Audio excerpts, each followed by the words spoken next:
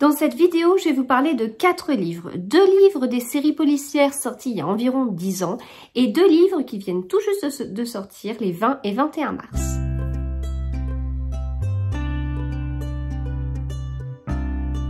Bonjour à tous, j'espère que vous allez bien. Alors, au programme de cet épisode, les 2 livres qui font partie de séries policières qui sont sortis il y a un moment, ce sont ces 2-là. Donc L'écorché de Donato Carisi, c'est un tome 2 et Amstramgram de M.J. Arlidge, c'est un tome 1. Des séries que vous avez certainement dû lire ou voir passer, etc. Hein. On n'est pas sur du tout récent. En revanche, les 2 autres, c'est vraiment du tout récent. Donc, on a le dernier livre de Sophie Rouvier chez Fayard, À peine plus loin que le soleil, sorti le 20 mars, et le nouveau livre d'Alexis Leipzger, D'entre les morts, sorti le 21 mars chez Michel Lafon. Voilà, donc écoutez, c'était des bonnes lectures, moi j'ai bien aimé et j'ai très hâte de vous en parler. Donc installez-vous bien et c'est parti. Je commence avec Amstramgram de M.J. Arlidge, ici chez 10-18. Ce livre était dingue. Je découvre la série longtemps après tout le monde. Ce tome 1, il est sorti en 2015. C'est la série avec Helen Grace qui est inspecteur et je l'ai dévoré. Je comprends totalement le succès. On a des chapitres très courts et du coup ça permet de bien enchaîner la lecture, enfin de bien avancer, etc. C'était un vrai régal. J'ai pas pu le lire d'une traite, mais je me suis arrêtée à certains moments et vraiment ça me titillait de le reprendre. J'avais tellement hâte, voilà. On entre direct dans l'action, on entre direct dans l'histoire. Dès les premières pages, allez, c'est bon, on sait ce qui se passe. Les personnages sont vraiment attachants et en même temps, l'histoire elle est pas simple. L'histoire elle est pas simple parce que le livre s'appelle Amstramgram et donc il y a un moment où il y a comme des choix entre des personnages. C'est assez horrible. En résumé, on a des personnes qui sont retenues dans une pièce et les personnes doivent faire un choix qui est assez compliqué. Et en fait tout ça, c'est découvert par Helen Grace et son équipe et tout, parce qu'en fait il y a une de ces personnes qui avait été capturée, qui s'échappe et qui est complètement déboussolée, etc. Et au moment, avant qu'elle s'échappe, nous on a déjà des éléments, on a déjà suivi des choses et on sait déjà l'enfer qu'elle a vécu et on comprend totalement pourquoi elle est dans cet état-là. On est sur une sorte de roman choral parce qu'on alterne vraiment les histoires, oui, roman choral, je sais pas si on peut vraiment dire ça, mais en tout cas, on alterne un peu les histoires, ce qui se passe côté personnes capturées, ce qui se passe au niveau de l'enquête. Il y a aussi d'autres chapitres bizarres et on sait pas exactement de qui il s'agit, mais bien sûr, à la fin, le puzzle se met en place et on comprend.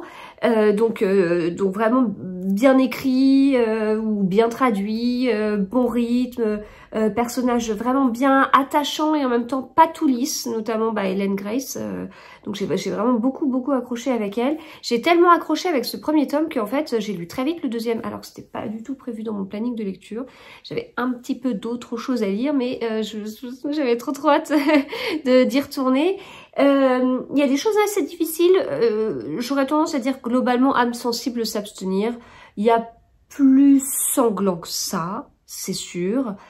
Mais bon, c'est pas non plus un polar tout lisse. Voilà, donc excellente découverte, enfin, parce que je pense que là vous êtes en train de vous dire, mais elle connaissait pas elle connaissait pas M.J. Arlidge. Et ben non, je connaissais pas, mais maintenant je connais un tout petit peu et j'aime beaucoup.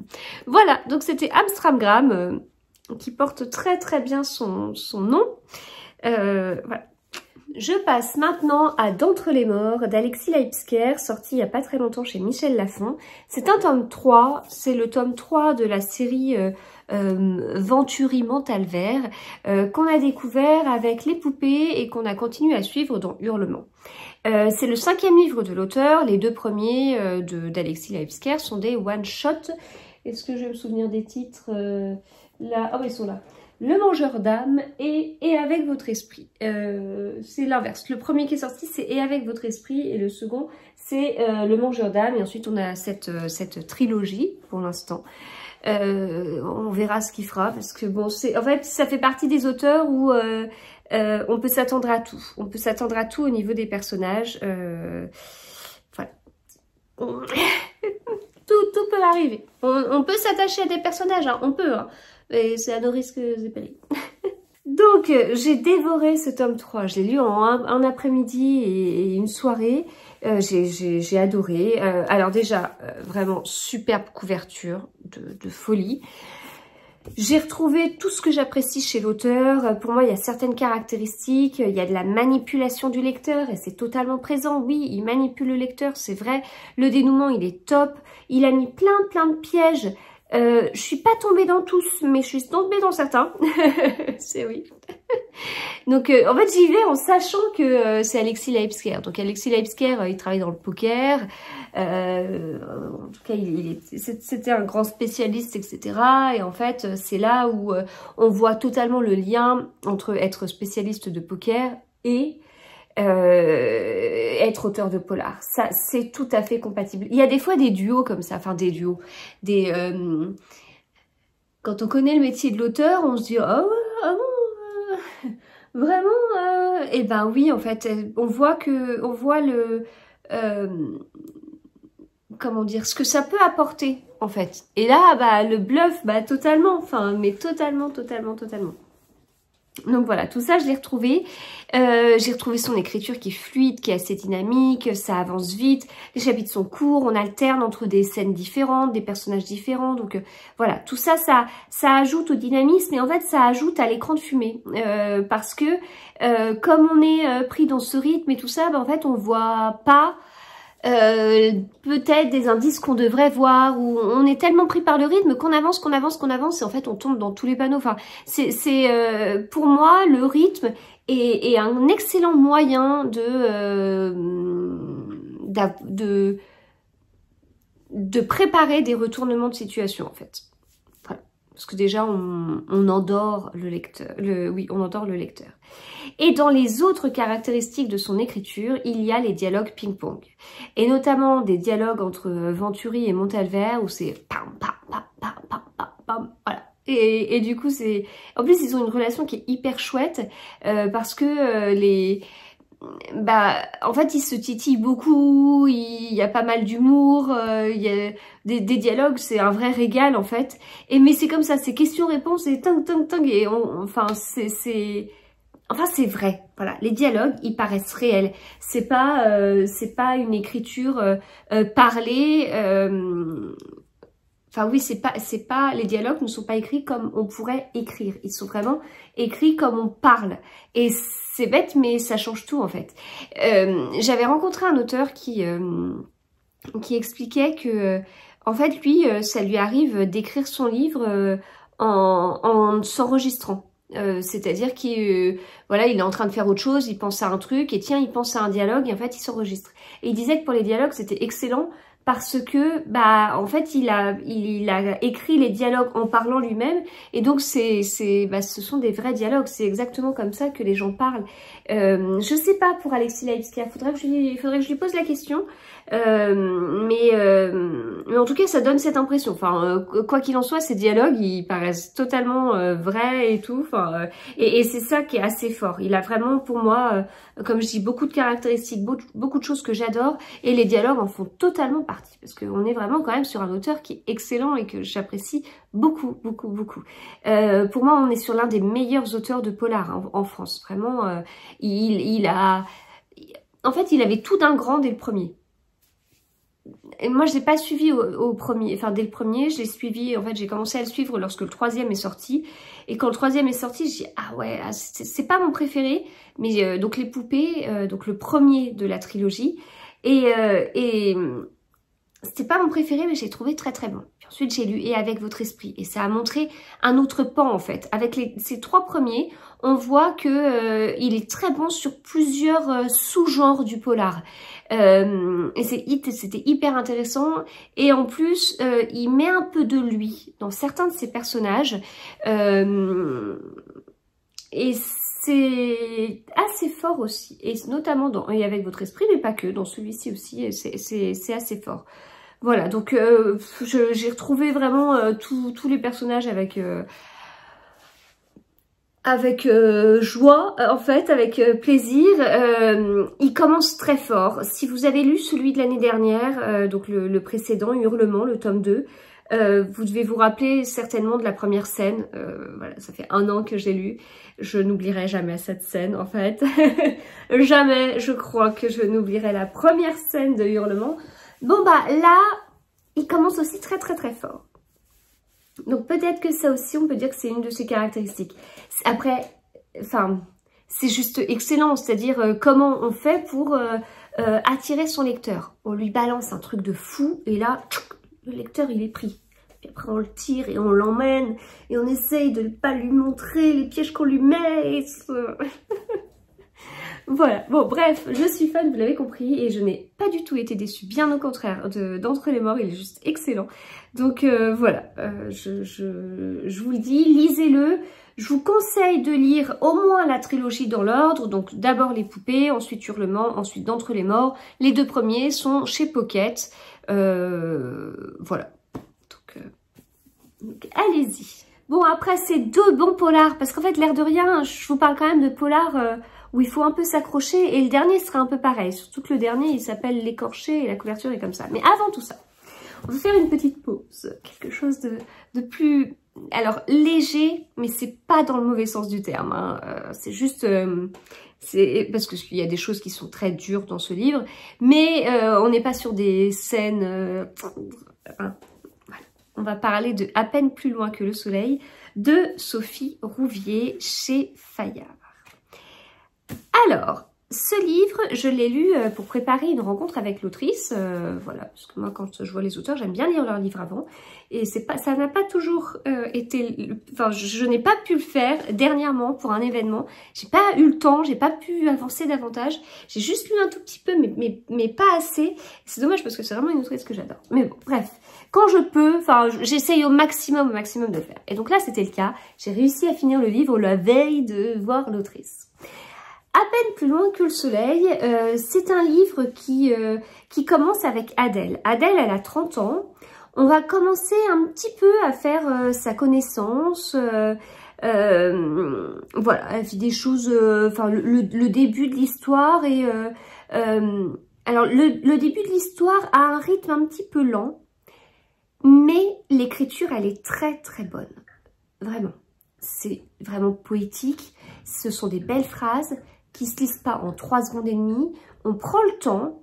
Donc ça, c'est pas forcément évident parce que moi, je vous parlais juste avant d'un Alexis Leipzger où le premier chapitre, il est explosif. On se dit, mais non, il a pas fait ça, c'est pas possible. Et en plus, après, on retourne en arrière pour voir comment on arrive à cette scène-là qui est juste... Donc voilà, donc là, le début a explosé et moi, j'aime bien quand ça démarre comme ça. C'est pas le cas avec le livre de Sophie Rouvier. Donc le début, voilà, un peu lent, ça s'installe. Mais les chapitres globalement sont courts et c'est pas non plus tout mou, c'est pas du tout ce que je dis, mais on n'est pas sur un grand rythme, on n'a pas... tout s'installe, mais il faut pas s'inquiéter, il faut faire confiance, il faut avancer, parce que tout s'installe très bien. Et quand c'est installé, eh ben c'est bon, ça démarre, et ça démarre aussi très bien. Enfin, voilà, donc c'est un autre choix, c'est un autre thème, c'est un autre genre, c'est pas la même chose. Et comme je vous dis, en plus c'est bien écrit. Alors, je vais pas dire, oh, il faudrait que le début soit mal écrit, parce que c'est pas du tout ça, mais comme on a tout qui s'installe et qu'on a cette belle écriture qui nous fait prendre le temps de bien lire, le rythme, il est pas fou au début. Mais, moi, je me suis dit à plusieurs reprises, elle écrit quand même bien. Voilà, elle écrit quand même bien. Alors, il y a plusieurs façons, enfin, souvent je vous dis, oh, l'auteur, il écrit bien, etc. Mais en fait, je mets pas toujours la même chose derrière bien écrire. Il y a des auteurs pardon, qui écrivent très très bien, parce que c'est hyper fluide en fait. Et donc hyper fluide, ça veut dire que c'est page turner et tout ça. Et ça, pour avoir vu pas mal d'auteurs, ça se travaille. Ça se travaille. Ce côté page turner où c'est tellement fluide et tout, ça se travaille beaucoup. Là, on sent que c'est travaillé. Mais c'est pas travaillé pour être fluide, etc. C'est travaillé pour être poétique. Enfin, j'en sais rien, je dis ça, je sais pas, l'autrice, elle serait peut-être pas d'accord. Mais voilà, je le voyais plutôt comme ça. Et puis, ce qu'on disait aussi lors de cette rencontre, c'est que, en fait, les premiers chapitres, les premières pages ont peu de dialogue. Mais après, ça accélère. Ça s'accélère. Et cette écriture, ce côté très narratif, très posé, très poétique, etc., par la suite, on le voit moins. Mais par contre, c'est rythmé, et notamment par des dialogues, mais pas que, par des petits secrets. On voit Adèle, on voit ce qu'elle vit. Elle vit des choses un peu bizarres, un peu compliquées, enfin bizarres. C'est pas bizarre, mais c'est des choses qui arrivent pas à tout le monde et c'est un peu compliqué. Et du coup, elle décide de partir à Guétari, là où elle a vécu enfant. Elle retrouve sa grand-mère. Petit à petit, on en sait plus sur sa vie, sur son passé, sur plein de choses. Et voilà, il y a des événements, les premiers événements auxquels on assiste, qui font que elle décide de partir voir sa grand-mère. Et ensuite, à partir de ce moment-là, on assiste à d'autres événements qui vont déclencher des choses et ça va être comme le top départ des secrets. À partir de ce moment-là, en fait, au début, bon, on lit, on ne sait pas où on va, mais c'est pas un livre où j'ai besoin de savoir si je cherche un coupable à la fin ou pas. Je sais que c'est pas le cas, enfin c'est pas ce que je cherche dans ces styles de livres en fait. Donc du coup, j'avançais, mais je sais pas. Je me suis pas dit, bah c'est bon, on va où? Non, c'est une histoire, je vais suivre la vie d'Adèle, je vais avancer et ça va être très bien. Et donc, j'avance comme ça, puis après, comme je vous dis, elle part voir sa grand-mère.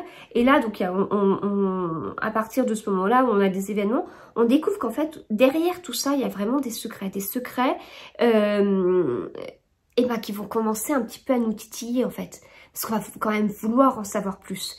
Et puis, l'autrice, elle joue avec ça. Enfin, ces petits secrets, etc. Et en plus, Adèle, elle les connaît pas non plus. Il y a des choses qu'elle sait pas et qu'elle va découvrir. Et ce que j'ai vraiment, vraiment apprécié, c'est que dans les secrets, bien évidemment, je ne vais pas vous révéler les secrets, ce serait un petit peu dommage, mais il y a un sujet d'un secret, donc là, ça devient très secret ce que je vous dis, mais il y a un sujet d'un secret qui est un sujet qui me fascine. Voilà, il y a plusieurs choses qui me fascinent. Il y a un truc qui me fascine notamment, c'est le fait de ne pas connaître les gens.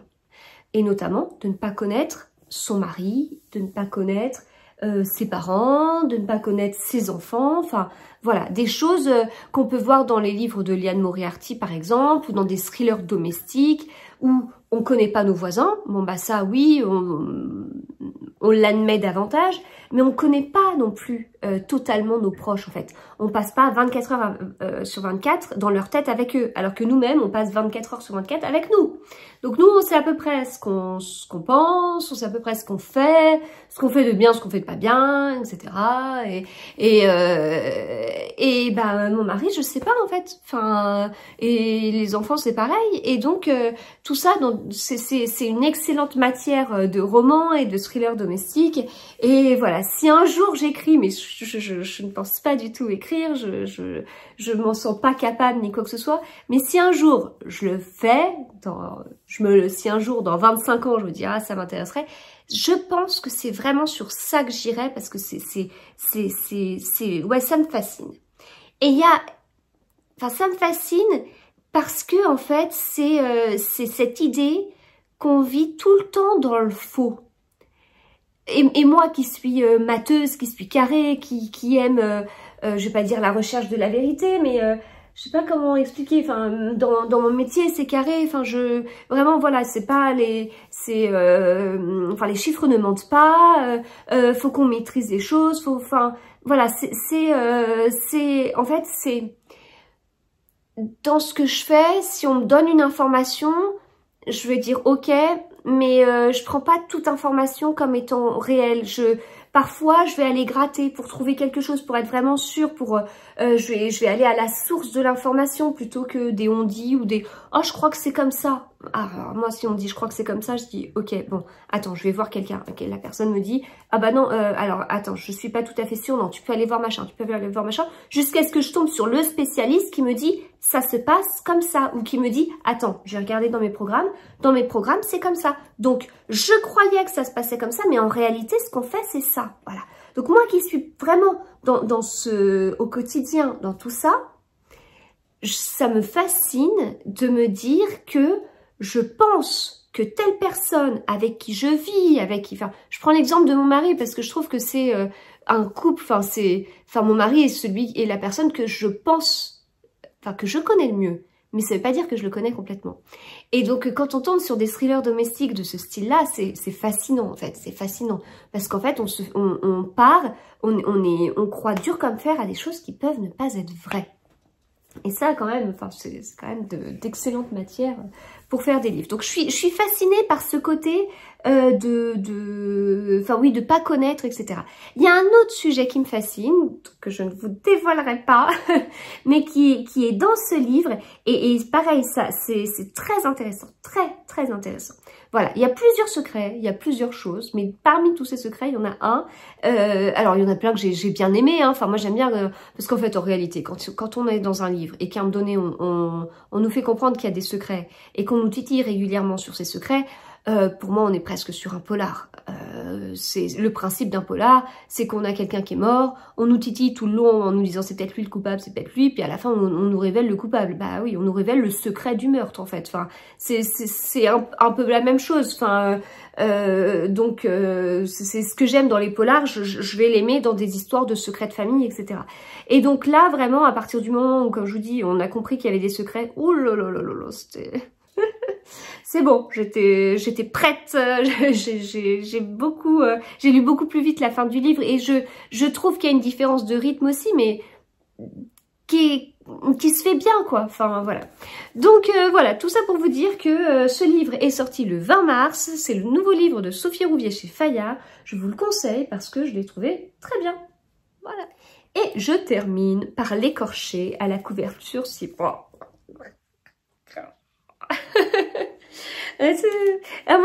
ça me fait vraiment penser à mes petits chairs de poule de quand j'étais petite. Et notamment avec les marionnettes, là, je sais plus comment il s'appelait. Bref. Bon, alors, l'écorché, c'est un tome 2. C'est un tome 2 de la série du chuchoteur, de la série avec Mila Vasquez, qu'on retrouve ici. Ce tome 2 spoil bien le premier. Pas sur tout, mais sur quand même pas mal de choses. Donc, lisez-les plutôt dans l'ordre. J'ai retrouvé avec beaucoup de plaisir Mila Vasquez, qui, voilà, s'est remise, donc après 7 ans de l'histoire qu'elle a vécue dans le chuchoteur, elle s'en remet, elle continue à s'en remettre, c'est pas acquis, hein, faut voir ce qu'elle a vécu dans le tome précédent. J'ai trouvé ce tome 2 avec un rythme plus rapide que le chuchoteur. En fait, il y a des choses qui étaient mieux pour moi dans celui-ci que dans le chuchoteur, et inversement. Ce qui fait qu'au final, j'ai un avis pour les deux qui est sensiblement le même. Enfin, si je devais noter les livres, je donnerais à peu près la même note, mais pas sur les mêmes choses. Faut savoir que le chuchoteur, tout le monde dit que ce livre est dingue, etc. Il est excellent, excellent, excellent. J'avais bien aimé, mais j'avais été gênée par des petites choses au niveau de l'écriture ou au niveau de la traduction. Parce que moi, Donato Carisi, je l'ai déjà lu, avec sa dernière trilogie. De l'hypnotiseur, je sais plus quoi, la maison, c'est quoi, la maison sans voix, la maison des voix, enfin bref, il y a toute une série comme ça, là, il y a 3 livres qui sont sortis, oui, ils sont pas mis là, il y a 3 livres qui sont sortis, et moi j'ai découvert l'auteur comme ça, et en fait, ce qui m'a énormément plu, entre autres, en plus de tout le reste, en plus de savoir que là je pouvais être manipulée dans tous les sens, vraiment, avec des dimensions en plus par rapport à des polars classiques, par justement, enfin on a un chuchoteur, on a un hypnotiseur, enfin du coup ça mène à des choses, on sait plus où on est en fait, et donc c'est assez bluffant. Et donc moi je l'ai connu avec cette série là, et je me souviens très bien quand j'ai lu le tome 3, je l'ai commencé et je me suis dit mais quelle écriture en fait, quelle écriture, enfin c'est l'un des meilleurs auteurs de polar, enfin c'est... Quelle écriture. Donc quand tout le monde me disait le chuchoteur, bah en fait moi bêtement je m'attendais à avoir l'écriture de son tout dernier livre. Il en a écrit peut-être une dizaine, hein, même plus je crois, enfin bref. Je m'attendais à cette écriture-là avec une histoire qui a plu à énormément de personnes. Et non, ce n'est pas tout à fait le cas. J'ai été un peu déçue par l'écriture parce qu'en plus je trouvais qu'il y avait des passages qui étaient redondants. Le livre était assez gros, je trouvais qu'il y avait des... Enfin, on nous disait souvent la même chose en fait. Enfin, on nous mettait, et puis de façon un peu scolaire et tout. Donc peut-être une histoire de traduction, je sais pas. Mais voilà, l'écriture, elle était pas top. Mais les retournements de situation dans le chuchoteur, enfin, c'est incroyable. C'est de la manipulation, mais je vous dis, avec Alexis Laipsker, on est sur de la manipulation. On est sur vraiment des retournements de situation et tout. Avec Donato Carisi, il va plus loin, en fait. Il va plus loin parce que ça va avec ses histoires, en fait. Je suis pas sûre que ça pourrait aller avec le style d'Alexis Laipsker. Parce que quelle limite on se fixe? On pourrait très bien se dire, tiens, il y a eu un meurtre dans une chambre totalement fermée. On est, voilà, en plus, on est dans une maison avec un nombre fini d'invités ou de personnes. Donc, on est dans un huis clos. Il y a un meurtre dans une pièce fermée, fenêtre fermée, tout est fermé de l'extérieur, etc. Quelle est la solution? Alors, on peut avoir des solutions qui sont vraiment possibles, qui peuvent s'expliquer, etc.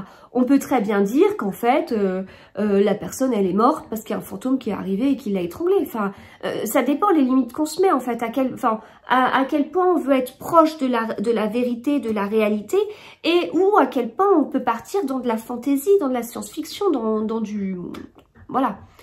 Je suis pas trop ce style-là. Moi, j'aime bien quand c'est globalement plausible. Donato Carisi, il va pas... C'est pas du fantastique non plus. Vraiment pas. Mais il explore des choses qui s'éloignent un petit peu quand même du côté très carré. Et c'est là où c'est un jeu qui est pas évident. Agatha Christie, on a déjà parlé parce qu'on lui a déjà reproché pour certains livres. En fait, dans un roman policier... Parmi les grandes règles de l'art, il faut que, à la fin, le lecteur, quand on a le dénouement, il faut quand même que le lecteur se rende compte qu'il avait les clés en main dans tout le livre, grâce à ce que l'auteur a parsemé au fur et à mesure des pages. Il faut qu'il puisse se dire « Ah, j'y avais pas pensé. Ah, c'est vrai, c'est possible, mais j'y avais pas pensé. » Mais ce qui est important dans ce que je vous dis, c'est pas « Oh, j'y avais pas pensé », c'est « Mais oui, en fait, c'est tout à fait possible. C'est vrai qu'il y avait ces indices-là, ces indices-là, ces indices-là. » Et on a reproché à Agatha Christie d'avoir un peu trop, comment dire, sur notamment un livre, je peux pas vous dire lequel parce que je trouve que ça pourrait spoiler, de pas avoir été tout à fait honnête avec son lectorat. Et donc c'est pas évident. Enfin, il faut qu'au final, voilà, que le lecteur puisse lui-même mener l'enquête. C'est pas évident. Hein. Agatha Christie, il y a plein de livres où elle envoie Hercule Poirot mener l'enquête pendant 2 jours, où il dit à Hastings, attendez, je pars à Londres, je vais chercher 2-3 informations. Il revient puis il dit, alors en fait, ce personnage, j'ai appris qu'en fait c'était un faux nom. Et bah ça, on l'a pas tout de suite. C'est des choses qu'on sait aussi dans le dénouement.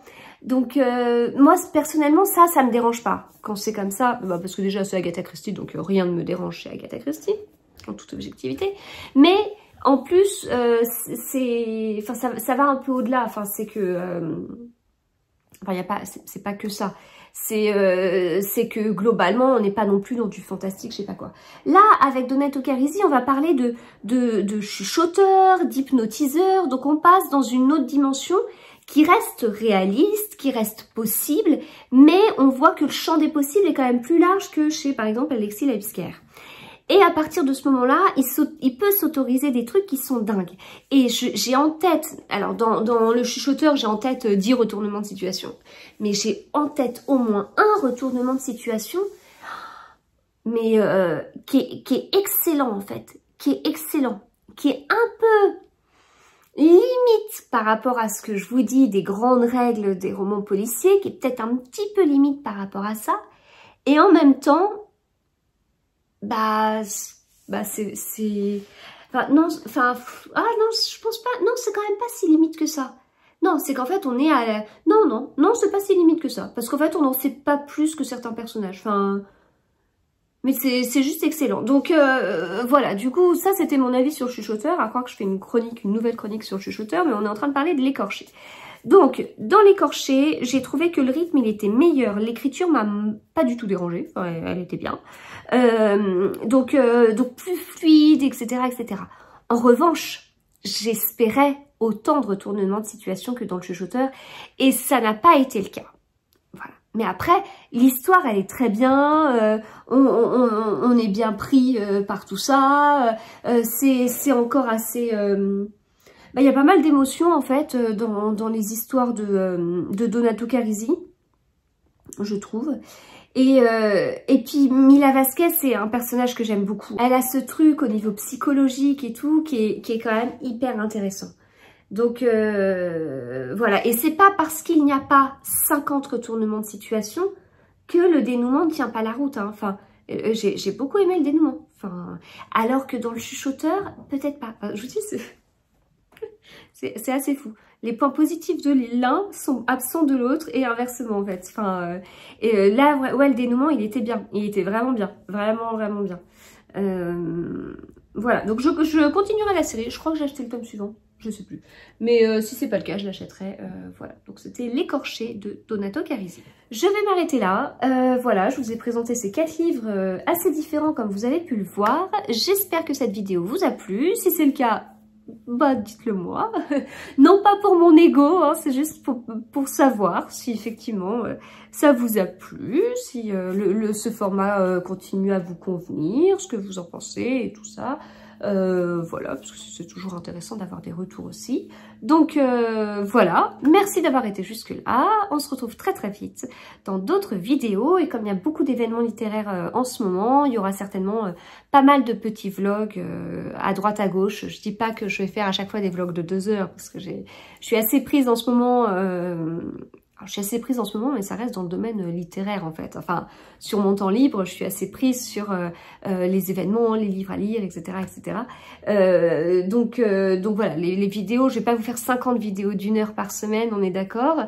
Mais je continue mes 3 vidéos par semaine et donc des vlogs pas forcément très long, mais là, ça va très vite en ce moment. Beaucoup d'événements, donc il faut que ça colle au plus près aussi de l'événement et donc que je puisse les faire plus vite pour vous les publier plus rapidement. Voilà. Eh bien, écoutez, je vous souhaite de très bonnes lectures et on se retrouve très vite. À bientôt.